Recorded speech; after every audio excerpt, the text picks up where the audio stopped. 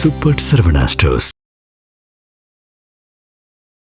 வணக்கம். இது மின்னம்பலம். நான் விஷால் பொலிவர். இன்றைய நேர்காணலில் நம்மோடு இணைந்திருக்கிறார் உலக செய்தி பகுப்பாய்வாளர் திரு பாஸ்கர் செல்வராஜ் அவர்கள். வணக்கம். வணக்கம். கொமேனி அவர்கள் இறந்ததுக்கு பிறகு மத்திய கிழக்குல ஈரானினுடைய அந்த தாக்குதலும் அதிகரிக்கிறத நம்மளால பார்க்க முடியுது. அமெரிக்கா கிட்ட இனி பேச்சுவார்த்தைக்கே வாய்ப்பில்லை அப்படின்னு சொல்லிட்டு ஈரான் வெளிப்படையாகவே அறிவிச்சிருக்காங்க.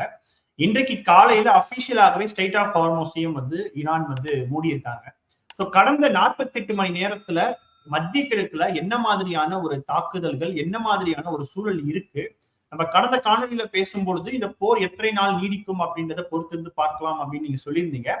இந்த 48 மணி நேரத்தை பார்க்கும் பொழுது இந்த போர் இன்னும் எதை நோக்கி போகும், எவ்வளவு நாள் நீடிக்கும் அப்படின்னு நீங்க பாக்குறீங்க? கடந்த காணொலியில பேசும்பொழுது என்ன சொல்லியிருந்தோம், முதல்ல ஒரு பேச்சுல, அதாவது அந்த சொல்லாடல்ல ரொம்ப ஒரு திருத்தம். மத்திய ஆசியா அப்படிங்கிறது மேற்கு உலக நாடுகளுடைய பார்வையில அது மத்திய ஆசியான்னு தொடர்ந்து சொல்றது இல்ல மேற்க சொல்றாங்க. ஆனா நம்மளுடைய உலக பார்வையில பொதுவா சரியான வார்த்தை சொல்லாடல் அப்படின்னா அது மேற்கு ஆசியா அப்படின்னு தான் சொல்லணும். ஏன்னா அது உலக சொல்லாடலா இருக்கணுமே தவிர ஏதோ ஒருத்தர் சொல்றதை நம்ம ஏத்துக்கிட்டு பேசுறது அப்படின்றத, மிடில் ஈஸ்ட் அப்படின்ற அந்த வார்த்தையை பயன்படுத்துறதுன்றது அதை கொஞ்சம் தவிர்க்கலாம் அப்படின்னு நினைக்கிறேன். ஒண்ணு. ரெண்டாவது என்ன அப்படின்னா, இப்போ கொமேனி அவர்கள் இறந்ததுக்கு பிறகு அங்க ஒரு ஆட்சி மாற்றம் நடக்கும் அப்படின்றதுதான் அங்க எல்லாம் எதிர்பார்க்கப்பட்ட விஷயம். அது நடக்கல. கொமேனி அவர்கள் இறந்ததுக்கு பிறகு பாத்தீங்க அப்படின்னாலும் ஒரு லட்சக்கணக்கான மக்கள் திரண்டு அவருக்கு அஞ்சலி செலுத்தியிருந்தாங்க. இப்ப சமீபத்துல பாத்தீங்கன்னா அந்த குழந்தைகள், இறந்த குழந்தைகளுடைய அந்த ஊர்வலத்திலையும் பாத்தீங்க அப்படின்னா லட்சக்கணக்கான மக்கள் அந்த தெருவில் இறங்கி அமெரிக்காவிற்கு எதிராகவும் இஸ்ரேலுக்கு எதிராகவும் கோஷமிட்டவாறு என்ன பண்ணியிருக்காங்க, அவங்களுக்கு பின்னாடி போயிருக்காங்க. அப்போ முழுக்க முழுக்க அவங்களுடைய மக்களுடைய ஆதரவுன்றதும் இந்த தாக்குதலுக்கு எதிரான மனநிலை அப்படின்றதுதான் இங்க நிலவிக்கிட்டு இருக்கு. அப்போ நம்ம பேசும்பொழுது 48 மணி நேரத்தை கடந்துட்டா இது ஒரு முக்கியமான குருஷியல் அவரா இருக்கும் அப்படின்னு சொல்லியிருந்தோம். அப்ப 48 மணி நேரத்தை கிட்டத்தட்ட கடந்துட்டாங்க. உங்க உள்ளூர் சூழல் பாத்தீங்க அப்படின்னா அப்படி ஒன்றும் அரசுக்கு எதிரான மனநிலை கொண்ட ஒரு சூழலா பார்க்க முடியல. இதே சமயத்துல இன்னும் 7 நாள் கடக்கணும் அப்படின்னு சொல்லியிருந்தோம். இப்போ 48 மணி நேரத்தை கடந்திருக்காங்க. அடுத்து 7 நாள் அப்படின்றது ஒரு முக்கியமான விஷயம். ஏன் அப்படி சொல்றோம் அப்படின்னா, இப்போ அந்த அதிர்ச்சியிலிருந்து வெளிவந்த பிறகு இப்போ அமெரிக்காவுக்கும் இஸ்ரேலுக்கும் வேகமா இந்த போற முடிவு கொண்டு வரணும் அப்படின்னு சொல்லி அவங்க வேகம் காட்டுவாங்க. ஏன்னா அவங்களுக்கு ஒரு தேவை இருக்குது. அவங்களால நீண்ட காலம் ஒரு போர் செய்ய முடியாது. ஈரானை பொறுத்த அளவுக்கு இதை நீட்டிக்கிறதுல தான் அவங்களுடைய வெற்றி அடைஞ்சிருக்கு. எப்படி நீட்டிக்கிறது அப்படின்றது தான் இவங்களுடைய கவனம் இருந்துகிட்டு இருக்கு. அப்போ இந்த நீட்டிக்க முடியாத என்ன செய்யணும் அப்படின்னா, உள்நாட்டு குழப்பத்தை கொண்டு வரணும் அப்படின்னு சொல்லி, உள்நாட்டு குழப்பத்தை கொண்டு வர்றதுக்கு என்ன பண்ணணும் அப்படின்னா, இப்போ ஒரு அதிர்ச்சிகரமான அந்த சூழலை குறைச்சதுக்கு பிறகு இதுக்கப்புறம் எப்படி அதை கொண்டு போறாங்க அப்படின்றதுதான் இப்போ எல்லாருடைய கவனமும் குவிஞ்சிருக்கு. எப்படி கொண்டு போயிட்டு இருக்காங்க அப்படின்னு பாத்தீங்க அப்படின்னா, தொடர்ந்து அவங்க உள்நாட்டுல இருக்கக்கூடிய காவல் நிலையங்களையும் உள்நாட்டு பாதுகாப்பு இருக்கக்கூடிய உள்கட்டமைப்புகளையும் அவங்க தொடர்ந்து அவங்க தாக்குதலுக்கு உள்ளாயிட்டு இருக்கிறாங்க. இதோட நோக்கம் என்ன அப்படின்னா, ஒருவேளை அரசு எதிர்ப்பு போராட்டங்கள் நடந்தது அப்படின்னா அதை கட்டுப்படுத்துறதுக்கான அந்த கட்டமைப்புகளை இல்லாம செய்யறது அப்படின்றதுதான் இப்ப இஸ்ரேல் மற்றும் அமெரிக்க இராணுவத்துடைய தாக்குதலுடைய நோக்கமா இருக்கு. ஒண்ணு. ரெண்டாவது என்ன பண்ணிட்டு இருக்காங்க அப்படின்னா, ஈராக் அந்த எல்லை பகுதியில தொடர்ந்து அந்த எல்லை பாதுகாப்பு படை மேல தொடர்ந்து தாக்குதல் நடத்திக்கிட்டு இருக்கிறாங்க. அதோட நோக்கம் என்ன அப்படின்னா, ஒருவேளை குர்திஸ்தான் பகுதியிலிருந்து அந்த தரைவழி தாக்குதலுக்கு இவங்களை உட்படுத்தலாம், ஈரானை உட்படுத்தலாம் அப்படின்ற ஒரு நோக்கம் இருக்கலாம் அப்படின்னு சொல்றாங்க. அப்போ இந்த அடுத்து அதே சமயத்துல ஈரான் அரசு என்ன பண்ணிருக்குன்னா, அந்த மக்களுக்கு, எல்லா மக்களுக்கும் நீங்க என்ன பண்ணிருக்காங்கன்னா ஒரு குறுஞ்செய்தி அனுப்பிச்சிருக்கிறாங்க. நீங்க இப்போ இந்த சூழல்ல, போர் நடக்கும் இந்த சூழல்ல யார் போராட்டத்தில் ஈடுபட்டாலும் அதை எதிரிக்கு உதவி செய்வதாக தான் கருதப்படும்.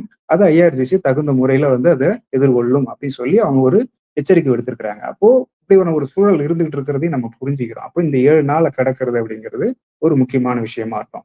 அடுத்தது, இப்போ தொடர்ந்து தாக்குதல், ஈரானுடைய தாக்குதல் பாத்தீங்க அப்படின்னா கிட்டத்தட்ட மேற்கு ஆசியாவில் இருக்கக்கூடிய எல்லா அணி நாடுகளையும், அமெரிக்காவுடைய அணி நாடுகள் அத்தனையும் தாக்கியிருக்கிறாங்க. அது ஐரோப்பியாவில் ஐரோப்பிய ஒன்றியத்தில் இருக்கக்கூடிய சைப்ரஸ் வரைக்கும் அந்த தாக்குதல் நீட்டிக்கப்பட்டிருக்கு. அவங்க எந்த ஒரு எல்லையும் அவங்க வச்சுக்கல. அப்போ கிட்டத்தட்ட பாத்தீங்க அப்படின்னா மொத்த ஐரோப்பிய நாடுகளுக்கு எதிராக, மொத்த மேற்கு, அதாவது அமெரிக்க மற்றும் ஐரோப்பிய அணி நாடுகளுக்கு, மொத்த நாடுகளுக்கு எதிராகவும் அவங்களுடைய தாக்குதல் நடந்திருக்கு. ஒண்ணு, நீங்க எல்லாரும் பேசப்படுறது என்ன பேசுறாங்க அப்படின்னா, இங்க இராணுவ தாக்குதலை தான் தொடர்ந்து பேசப்பட்டுட்டு இருக்குது. ஆனா முக்கியமான இன்னொரு விஷயம் யாரும் பார்க்க மாட்டாங்க. என்ன பார்க்க மாட்டாங்க அப்படின்னா, அவங்க இராணுவ தாக்குதலை மட்டும் செய்யல, அது பொருளாதார தாக்குதலையும் செஞ்சிட்டு இருக்கிறாங்க அப்படி சொல்லி புரிஞ்சுக்கணும். ஒண்ணு, ஸ்ட்ரைட் ஆஃப் ஹார்மஸை மூடுறது மூலமாகவும் செங்கடல் மூடுறது மூலமாகவும் பாதிக்கப்பட போற நாடுகள் யாருன்னு பாத்தீங்க அப்படின்னா, ஒண்ணு இந்தியா. 50 விழுக்காடு எண்ணெய் எரிபொருள் அது வழியா தான் வந்துகிட்டு இருக்கு. இன்னொரு முக்கியமான நாடு ஜப்பான். 92 விழுக்காடு எரிபொருள் எது வழியா, அதாவது இயற்கை எரிவாயு எதுல இருந்து வந்துட்டு இருக்கு அப்படின்னா அதே ஸ்டேட் ஆஃப் ஹர்மஸ் அந்த கத்தார் வழியா தான் வந்துகிட்டு இருக்கு. அப்போ அதன் பிறகு முக்கியமான ஒரு நாடுகள் யாருன்னு பாத்தீங்கன்னா ஐரோப்பிய ஒன்றிய நாடுகள். இங்கிருந்து இறக்குமதி செய்ய எரிபொருள் எரிவாயு இறக்குமதி செய்யக்கூடிய நாடுகள் ஐரோப்பிய ஒன்றிய நாடுகள். அப்போ இன்னைக்கு ஐரோப்பிய ஒன்றியத்துக்கு அந்த எரிவாயு விலையை பார்த்தீங்க அப்படின்னா 50லிருந்து 100 விழுக்காடு வரைக்கும் உயர்ந்திருக்கிறத பார்க்குறோம். அப்போ இது எல்லாமே முழுக்க அது எப்படி இருக்குது அப்படின்னா, ஒண்ணு ராணுவ ரீதியா அந்த நாடுகளை வந்து அந்த ராணுவ தளங்களை வந்து தாக்குறது, பொருளாதார ரீதியா இந்த அமெரிக்க அணி நாடுகளுடைய பொருளாதாரங்களை வந்து சீர்குலைக்கிறது அப்படின்றதுதான் இந்த மொத்த அந்த ஸ்ட்ராட்டஜியா இருந்துகிட்டு இருக்கிறத நம்ம பார்க்குறோம். இது எவ்வளவு நாள் தொடர முடியும் அப்படிங்கிறது தான் நம்ம முன்னிருக்கிற கேள்வி. அது இப்போதைக்கு எந்த பதிலும் சொல்ல முடியாது. இப்போ இன்னும் 7 நாடுகள் 7 நாட்கள் இவங்களால இந்த தாக்குதலை தொடர முடியுமா அப்படின்றதுதான் எல்லாரும் முன்னாடி இருக்கிற கேள்வி. அப்போ இப்போ என்ன மாதிரியான ஸ்ட்ராட்டஜியை பயன்படுத்திட்டு இருக்கிறாங்கன்னா, ஏற்கனவே திட்டமிட்ட வகையில அந்த மொசைக் டிஃபென்ஸ் சிஸ்டம் சொல்றாங்க. நாடு முழுக்க அதை விரவி வைக்கிறது. ஒரு தலைமையின் கீழே ஒருங்கிணைக்காம எல்லா தலைமைகள் அந்தந்த பகுதியில் இருக்கக்கூடிய தலைமைகளுக்கு அதை பிரிச்சு ஏற்கனவே திட்டத்தை பிரிச்சு கொடுத்து நீங்க இந்த மாதிரி நடக்கணும்னு சொல்லி கொடுத்துட்டீங்க அப்படின்னா, அது எந்த ஒரு அவங்க அவங்க சொந்த முன்னெடுப்புல அவங்க என்ன பண்ணுவாங்க, தாக்குதல் நடத்திட்டு இருப்பாங்க. அதுதான் செஞ்சுட்டு இருக்கிறத நம்ம பார்க்கிறோம். இப்போ இது எவ்வளவு நாள் இதை நீட்டிக்க முடியும் அப்படின்றது ஒரு கேள்வி. அப்ப தொடர்ந்து தாக்குதல் நடத்தும் பொழுது இவங்களுடைய ராக்கெட் லான்ச்சர்களை பாத்தீங்க அப்படின்னா தொடர்ந்து ஈரான், இஸ்ரேல் மற்றும் அமெரிக்க ராணுவம் வந்து அழித்த வண்ணம் இருக்குது. அது எவ்வளவு நாள் இவங்களால வந்து அதை அழிப்பிலிருந்து தற்காத்துக்கிட்டு இந்த விமான அதாவது ஏவுகணையால தொடர்ந்து அவங்க இஸ்ரேல் மேலும் மற்ற நாடுகள் மீதும் தாக்குதல் தொடுக்க முடியும் அப்படின்றது இப்போ ஒரு கேள்விக்குறியா இருக்கு. இப்ப இந்த 48 மணி நேரத்துக்குள்ள பாத்தீங்க அப்படின்னா இதுதான் நடந்த முக்கியமான அதாவது இந்த அந்த போர் செல்லக்கூடிய திசையா நம்ம சொல்லலாம். அதே போல நிறைய தாக்குதல்களை நம்ம பார்க்கிறோம். குறிப்பாக வந்து பெஹ்ரைன் மேல நடத்த தாக்குதலா இருக்கட்டும், கத்தார், குவைத் இந்த மாதிரி நிறைய நாடுகளை நம்ம பார்த்துக்கிட்டே இருக்கோம். இல்ல குறிப்பா நம்ம பார்த்தோம்னா யுஏஇ மேல வந்து அதிக அளவுக்கான தாக்குதல்களை அவங்க நடத்திக்கிட்டே இருக்காங்கன்னு பொழுது யுஏஇ மேல ஏதாவது ஒரு கோபம் அப்படின்றது ஈரானுக்கு இன்னும் கொஞ்சம் அதிகமா இருக்கா இந்த இடத்துல அப்படின்ற கேள்வி இருக்கு. அதே போல இந்த விவகாரத்துல சவுதி அரேபியாவினுடைய பேரும் வந்து அடிக்கடி அடிபட்டே இருக்கு. அதனுடைய பின்னணியும் சொல்லுங்க. இப்போ இந்த தாக்குதல் தொடங்கும் பொழுது தொடர்ந்து அந்த அமெரிக்க அணி நாடுகளா இருக்கக்கூடிய Oman, Saudi Arabia, Kuwait, Bahrain, UAE போன்ற எல்லா நாடுகள் மீதும் தொடர்ந்து அந்த ராணுவ நிலைகள், நாடுகள் மீதும் சொல்லக்கூடாது, அந்த அங்க இருக்கக்கூடிய அமெரிக்க ராணுவ நிலைகள் மீது தாக்குதல் தொடுத்ததை நம்ம பார்க்கிறோம். அதன் பிறகு என்ன நடந்திருக்கு அப்படின்னா, சவுதி குறிப்பா எடுத்துக்கிட்டோம் அப்படின்னா சவுதியில இருக்கக்கூடிய அமெரிக்க தூதரகத்தின் மேல நேரடி தாக்குதல் கொடுத்திருக்கிறாங்க. ஆனா அதன் பிறகு அதுல முக்கியமான விஷயமா சொல்லப்பட்டது என்னன்னா, அவங்களுடைய எண்ணெய் சுத்திகரிப்பு நிலையின் மேல ஒரு தாக்குதல் நடந்தது. ஆனா அதை ஈரான் வந்து நாங்க இந்த தாக்குதலை நடத்தல அப்படின்னு சொல்லி மறுப்பு தெரிவிச்சிருந்தாங்க. அதே போல கத்தார்லயும் பாத்தீங்க அப்படின்னா அந்த எரிவாயு உற்பத்தி செய்யக்கூடிய அந்த நிலை மீது தாக்குதல் நடத்தினாங்க. இப்போ 2 முக்கியமான நிலைகள் உலகத்துல 20 விழுக்காடு எரிவாயுவை வந்து ஏற்றுமதி செய்யக்கூடிய ஒரு நாடுன்னா அது இந்த கத்தார் தான். அதே போல உலகத்துல இருக்கிற முக்கியமான எல்லா பொருளாதாரங்களுக்கும் எண்ணெயை உற்பத்தி செய்யக்கூடிய நாடு பாத்தீங்க அப்படின்னா சவுதி அரேபியா. அப்ப 2யும் குறிப்பிட தொடர்ந்து அந்த தாக்குதல் போது என்ன சொல்லியிருந்தாங்க அப்படின்னா, கத்தார் மேல இருக்கிற தாக்குதலை மறுக்கல யாரு, ஈரான் மறுக்கல. ஆனா சவுதியில இருக்கக்கூடிய அந்த எண்ணெய் சுத்திகரிப்பு நிலையத்தின் மேல தாக்குதலை வந்து மறுத்திருக்கிறாங்க.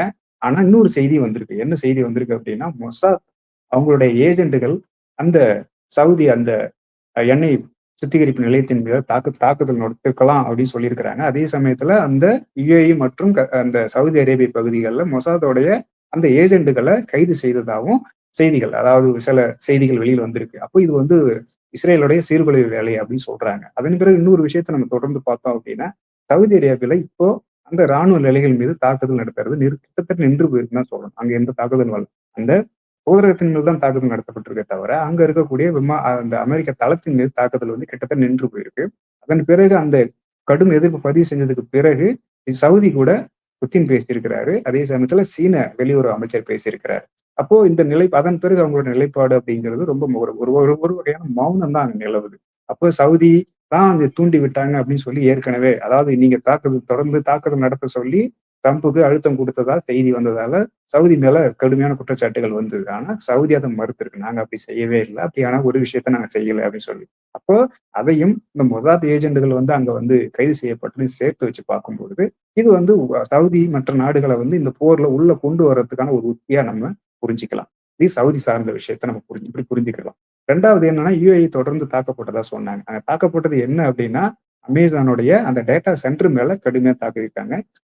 அங்க இயங்கக்கூடிய அந்த சிஐஏ ஏஜென்ட்டுகள் மேல தாக்குதல் நடத்தியிருக்கிறாங்க. அவங்க தங்கியிருந்த அந்த தங்கு விடுதிகள் மேல தாக்குதல் நடத்தியிருக்கிறாங்க. மற்ற மற்ற பகுதிகள்ல விழுந்த தாக்குதல் பார்த்தீங்கன்னா, இவங்க ஏவப்பட்ட ஏவுகணைய அங்க இருக்கக்கூடிய எதிர்ப்பு அமைப்புகள் வந்து தடுத்து நிறுத்தும்போது, அதோட அந்த உதிரி பாகங்கள் விழுந்ததால ஏற்பட்ட இழப்பு தானே தவிர, மற்றபடி எந்த ஒரு அ அதாவது மக்கள் வாழும் பகுதிகள் மேல தாக்குதல் நடத்தப்பட்டதா இதுவரைக்கும் எந்த செய்திகளும் இல்ல. முக்கியமான விஷயம் என்ன அப்படின்னா, அந்த விமான நிலையத்தின் மீது அதாவது உலகத்துல முக்கியமான அதிக போக்குவரத்து நடக்கக்கூடிய ஒரு முக்கியமான விமான நிலையம்னா, அது யுஏஇ விமான நிலையம் தான். அங்க தாக்குதல் நடத்தப்பட்டது கிட்டத்தட்ட அவங்க மேல ஒரு பொருளாதார தாக்குதல் நடத்தப்பட்டதா கருதப்பட்டுச்சு. ஆனா இப்ப பார்த்தீங்க அப்படின்னா, பகுதி அளவுல அதையும் அவங்க திறந்து விட ஆரம்பிச்சுட்டாங்க. அப்ப என்னன்னா, அவங்க மேல ஒரு கான்ஃபிடென்ட் இதுக்கு மேல அந்த விமான நிலையம் தாக்கப்படாது அப்படின்ற ஒரு தன்னம்பிக்கையில தான் அது வெளிவரக்கூடிய ஒரு விஷயமா இருக்கு. அப்ப இதை எல்லாத்தையும் தொகுத்து பார்க்கும்பொழுது அங்க யுஏஇயுடைய இஸ்ரேல், அமெரிக்க ஆதரவு நிலைப்பாடு, அங்க இயங்கக்கூடிய அந்த உளவுத்துறை, அவங்களுடைய ராணுவ தளங்கள், அதே போல அமெரிக்க பொருளாதார சம்பந்தமான அந்த தளங்கள் மீது தான் தொடர்ந்து தாக்கப்பட்டிருக்கே தவிர, மத்தபடி மற்ற மக்கள் வாழக்கூடிய பகுதிகள்ல தாக்கப்படல. அப்ப யுஏஇ மேல தாக்குதல் அப்படின்றது கிட்டத்தட்ட அங்க இருக்கக்கூடிய அமெரிக்க, இஸ்ரேலின் நலன்கள் மீதான தாக்குதல் தானே தவிர, அது யுஏஇ மேலான தாக்குதல்னு பார்க்கறதுக்கு எந்த அடிப்படையும் இல்ல. அதன் பிறகு பார்த்தீங்க அப்படின்னா, பக்ரைன். பக்ரைன்ல பார்த்தீங்க அப்படின்னா, அங்க வாழக்கூடிய பெரும்பான்மையான மக்கள் வந்து ஷியா பிரிவு மக்கள். அந்த ஆளும் வர்க்கம் யாருன்னு பார்த்தீங்கன்னா, சுன்னி பிரிவா இருக்குது.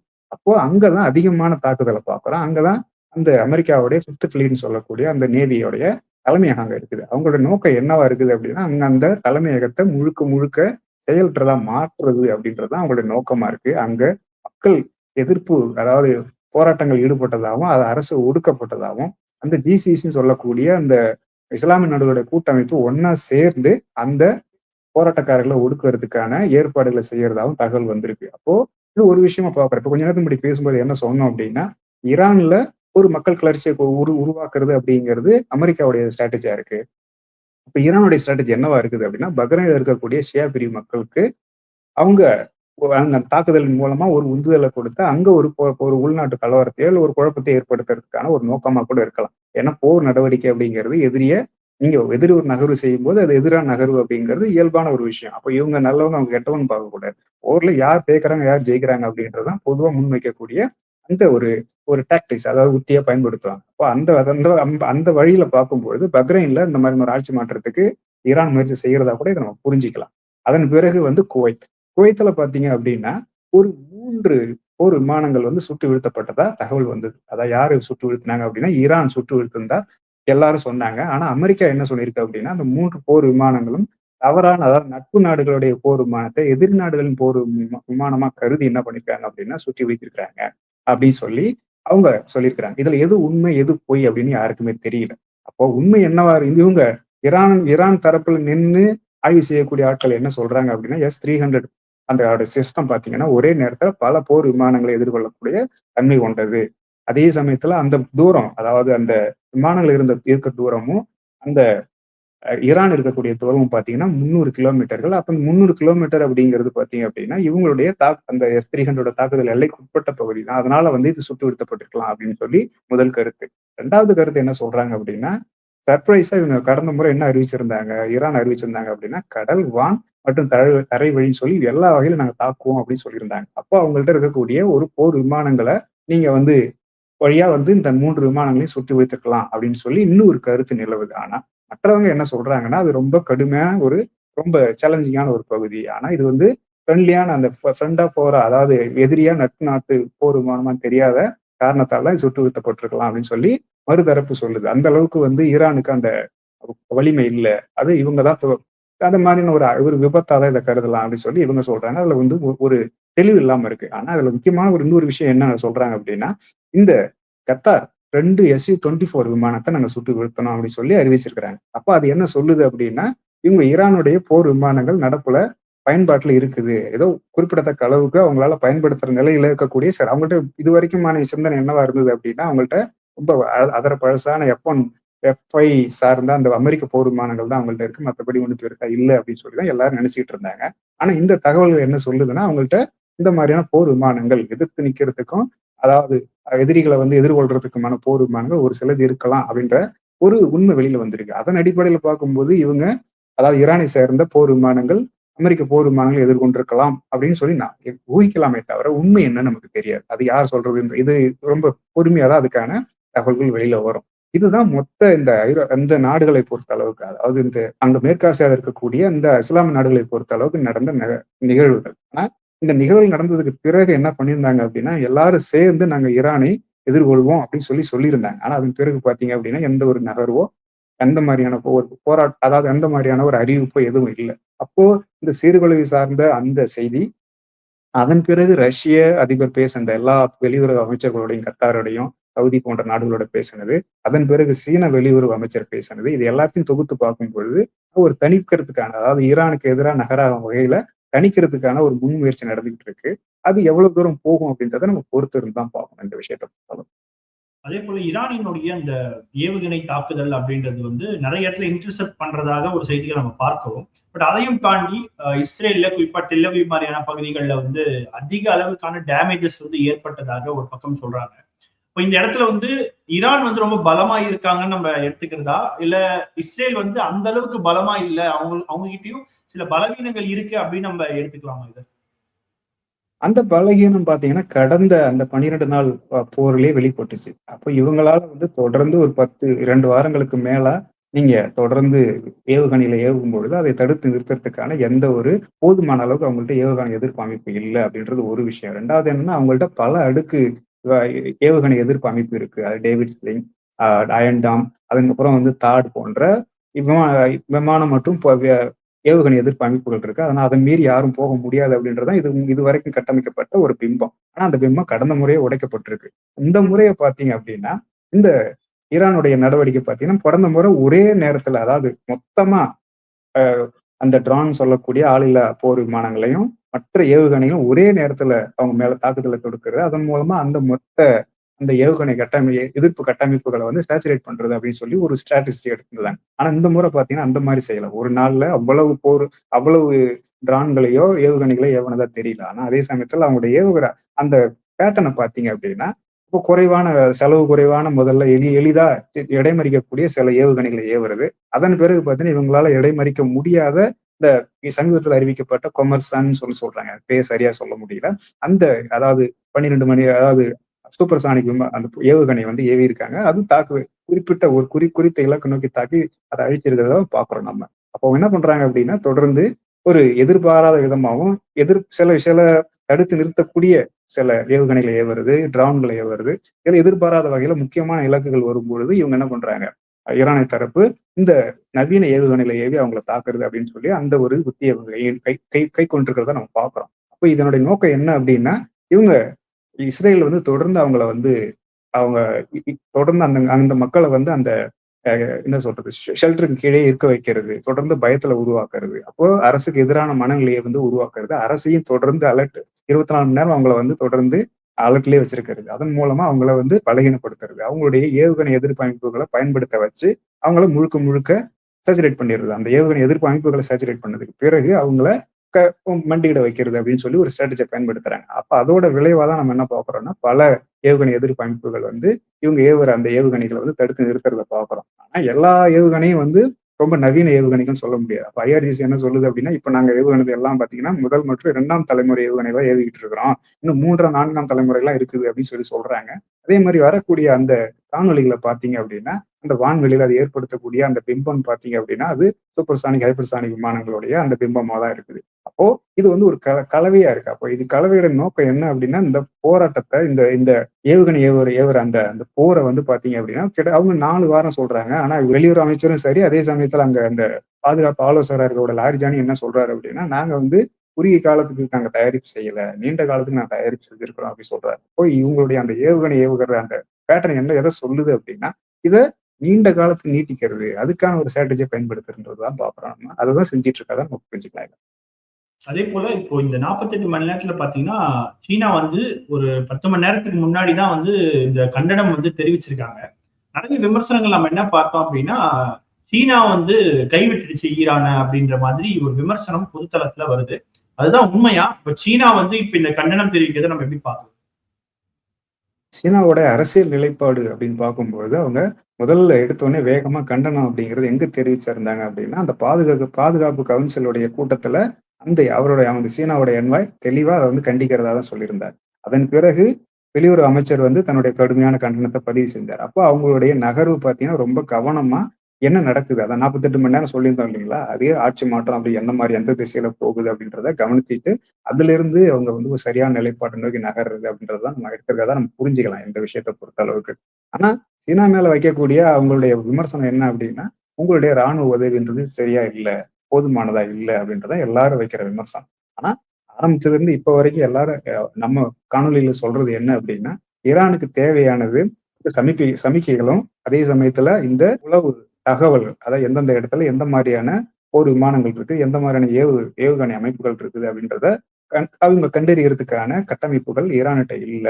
இப்போ இந்த விஷயத்துல யாரோட உதவி தேவை? கண்டிப்பா சீனாவோட உதவி வேணும். அவங்க உதவி இல்லாம இவங்களால இயங்க முடியாது அப்படின்னு சொல்லி தொடர்ந்து நம்ம பேசிக்கிட்டு இருக்கிறோம்.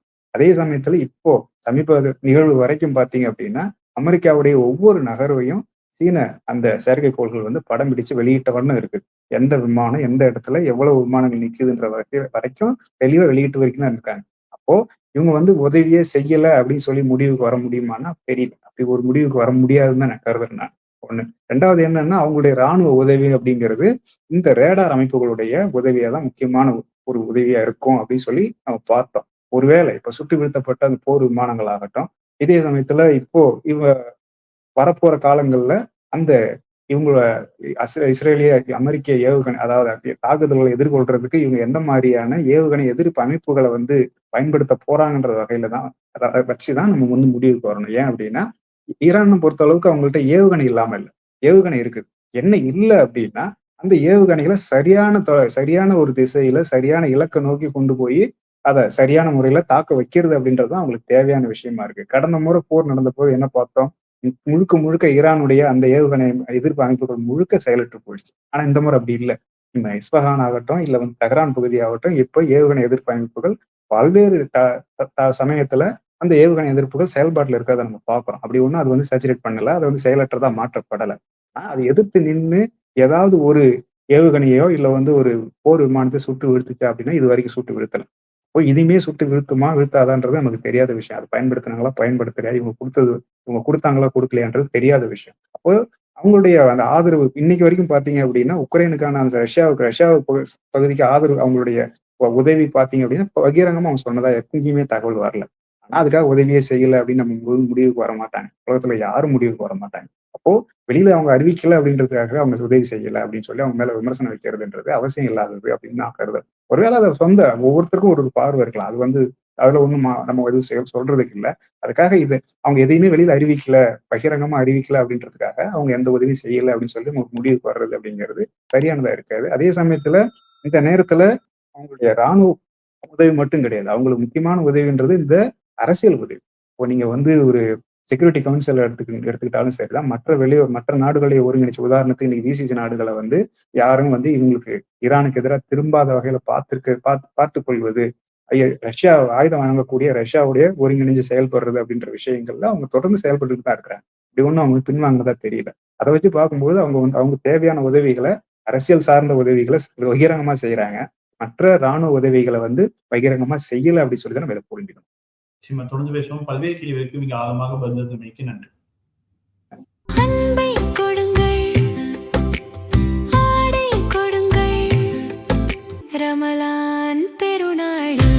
Super Saravana stores.